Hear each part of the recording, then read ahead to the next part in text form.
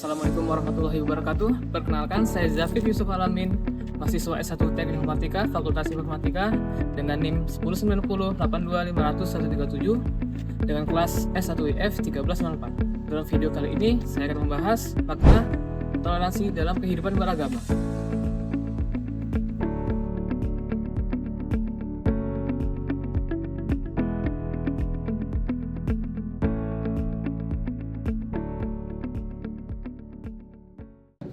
Dalam kehidupan sehari-hari, baik di kampus maupun di luar kampus atau di masyarakat, kita hidup berdampingan dengan teman-teman dari berbagai suku, budaya, dan agama.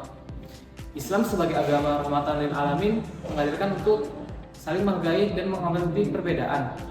Allah Subhanahu wa taala berfirman dalam surat Al-Kafirun ayat 6 yang berbunyi, "Lakum dinukum waliyad din." Untukmu agamamu dan untukku agamaku. Ayat ini menunjukkan bahwa setiap manusia memiliki hak untuk beribadah sesuai keyakinannya masing-masing, tanpa ada paksaan sedikit pun. Inilah dasar utama toleransi dalam Islam. Toleransi berarti menghargai perbedaan tanpa harus menyetujui keyakinan orang lain. Allah Subhanahu wa taala berfirman dalam surat Al-Hujurat ayat 13, "Wahai manusia, kami menciptakan kamu dari seorang laki-laki dan seorang perempuan dan menjadikan kamu berbangsa-bangsa dan bersuku-suku agar kamu saling mengenal." Ayat ini menunjukkan bahwa keberagaman adalah kehendak Allah Subhanahu wa taala agar manusia saling mengenal, bukan saling membenci.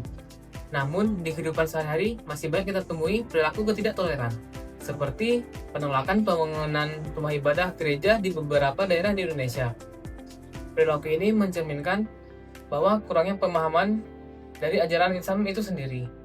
Rasulullah SAW mencerminkan hal kebalikannya. Beliau hidup damai dengan umat Yahudi dan Nasrani di Madinah. Beliau juga melindungi mereka seperti yang dituliskan dalam Piagam Madinah. Dalam hadis disebutkan, barang siapa yang menyakiti zimmi, yaitu non-muslim yang hidup damai dalam perlindungan Islam, maka aku akan menjadi musuhnya di hari kiamat.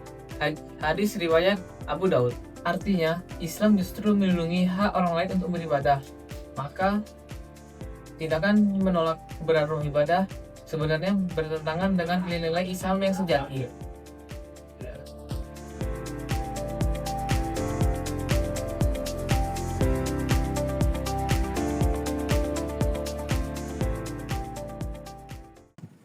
Di sisi lain, banyak sekali contoh sikap toleransi yang ada di Indonesia.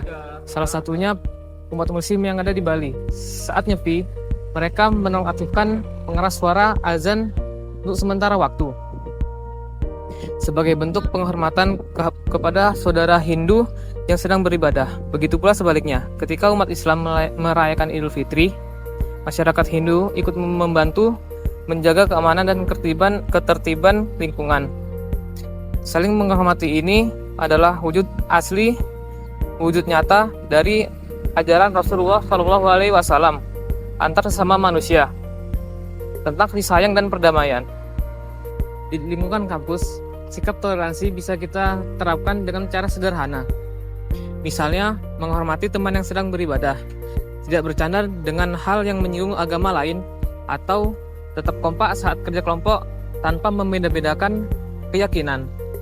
Kampus adalah miniatur masyarakat, tempat kita belajar bukan hanya ilmu, tetapi juga nilai-nilai kehidupan. Semakin tinggi pendidikan seseorang, seharusnya semakin tinggi pula kesadaran akan pentingnya toleransi.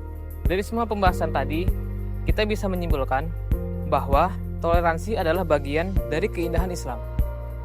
Kasus penolakan rumah ibadah harus menjadi pelajaran agar kita tidak salah memahami agama. Dan contoh masyarakat muslim di Bali tadi mengajarkan kita arti toleransi yang sejati, menghormati tanpa kehilangan iman. Sebagai mahasiswa, mari kita jadikan kampus dan masyarakat sekitar sebagai tempat tumbuhnya sikap saling toleransi, menghargai, saling membantu, dan hidup damai dalam perbedaan.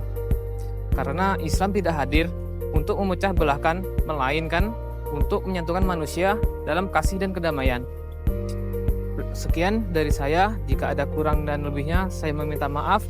Wassalamualaikum warahmatullahi wabarakatuh.